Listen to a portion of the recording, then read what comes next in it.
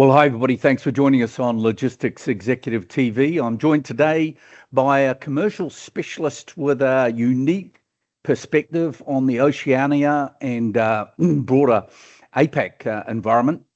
She is a very experienced commercial manager, worked for some of the largest companies in the world, including Kuehne+Nagel, currently in a very senior role with IDS. Based in the Gold Coast, Queensland, Australia. It's my absolute pleasure to welcome Melissa Best. Mel, welcome to the show. Thanks, Kim. It's really nice to be here, have a chat with you today. Good stuff. And of course, for people who are not aware, where is the Gold Coast in Australia? It is a beautiful slice of paradise on the east coast in Queensland. It is amazing. Somewhere above Sydney and Melbourne, and up in the north where it is much warmer. Yes, above everything else, it's the best place to be. Good stuff. Mel, now you're a specialist in freight. You've had an incredible journey. To begin with, for people who don't know you, and you're quite well known online, give us a bit of a background on yourself, your upbringing, and your journey into the freight world. Sure. I originally started back in the motherland in New Zealand, similar to yourself. So started my career in freight and logistics completely by chance at the tender age of 17, and fell into a job as a receptionist with a heart rod back in the day. So that was my foray into logistics, and like many of us, did not plan it that way at all. So eventually moving through the ranks into operations and then into sales landed me here. I transferred over to Australia in 2011, and I had a brief break from logistics, still in sales capacity, but we always end back up in logistics. We know it well, we love it, and here I am at IDS. Awesome. So what was it that appealed to you about the industry? As you say, like many of us, you've ended up just morphing your way into the industry over time. But what was it that attracted you to stay in the industry and evolve the way that you have? For me, I think logistics is always evolving. It's always different. No 2 days are ever the same, which is a blessing and a curse sometimes. But I definitely think over time, when you spend such a huge part of your career in logistics, you build up such a wealth of knowledge and such a huge network. It really makes doing the job enjoyable and a lot of fun. Sure. So I've been following you now. We've been following each other on LinkedIn for quite some time. And I've noticed in recent times you started sharing more information with your audience. Tell us a little bit about your latest venture into information sharing and news updates. Yes, I've always been a huge advocate for sharing intelligence and information around the supply chain and logistics space. It has always been very well received by my customer network.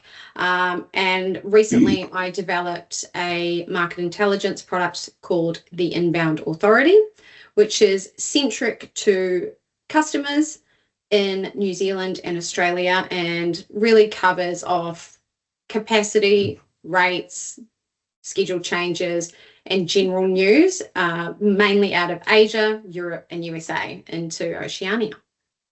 Okay, and that's designed to reach what sort of audience? Is that just the customers that you have at the moment, or you're interested in engaging with the wider community? Absolutely a community thing. I originally created it predominantly for customers so they can make informed decisions about their supply chain. I have found in the past a lot of information can be tightly held, so it can be hard to find what the customers actually need to make decisions about their businesses moving forward. But I've definitely seen a huge response from the greater community globally. Quite honestly, it's been really amazing. Brilliant. Well, I noticed that you've got a lot of charts in there. You've got freight rates. You've got all sorts of news items in there, those sorts of things. What sort of scope are you looking to improve and involve in that wider news gathering? I think I'm definitely open to suggestions. So I have put out a video to my greater network saying, hey, if there are any items that would be of value to you, let me know, and I can start to include that in the intelligence. At the moment, I find the key areas that customers and I guess other colleagues are looking for is really centric around reliability, rates, schedules, and key components around politics and weather-related issues that could impact the greater supply chain. So really try to cover all bases and, piggyback off a number of, credible sources such as Drury and Sea Intelligence. Well, brilliant. And since we're both Kiwis, I am going to hit you up in the future for a bit of a focus session on New Zealand, because such a small country doesn't get a hell of a lot of news globally, because it's right at the end of the supply chain on the way down to Antarctica. The most beautiful country in the world, of course, Mel. Absolutely. But we're gonna have a special on that. But we're going to keep regular contact, because I'm really interested in what you're doing. To wrap up today, let's have a quick session on what you're seeing. I haven't read your news report this week. Tell us any news items that have appealed to you think are worth sharing with our audience today. Absolutely. So it's a little quiet on the import front because, as we know, most of the imports for Oceania come from China. So being Chinese New Year, everything's a little bit in a bit of a lull at the moment. Yep. What we are seeing on that front is demand is not where it's expected to be come March. So the rates have softened quite significantly, even from the first half of March onwards. And I guess the other notable part that I've seen recently is around WiseTech.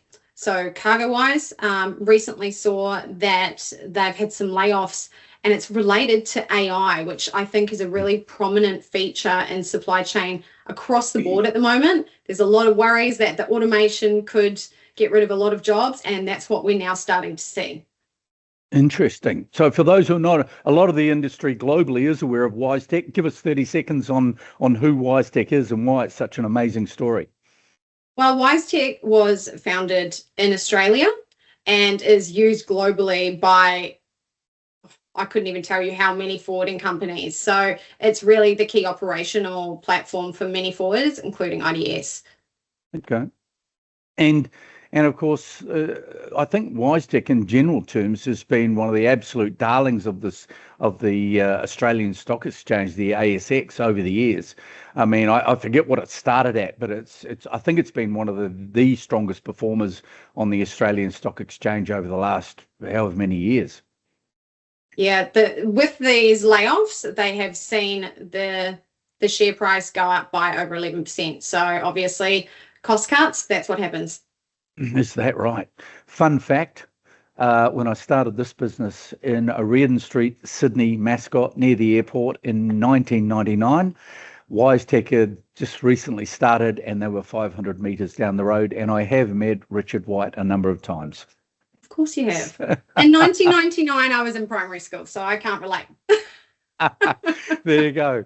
Hey, Mel, really good to catch up with you. Melissa Best, beautiful Gold Coast. We might have to get you outside on the beach in Gold Coast next time, but we're going to keep in regular contact. Yes. Love the work that you're doing. Keep sharing that information with the community. We'll reshare once you post. How often are you going to post your newscasts? I have set it as a monthly newsletter on LinkedIn at the moment, but I'm hoping to increase that to fortnightly.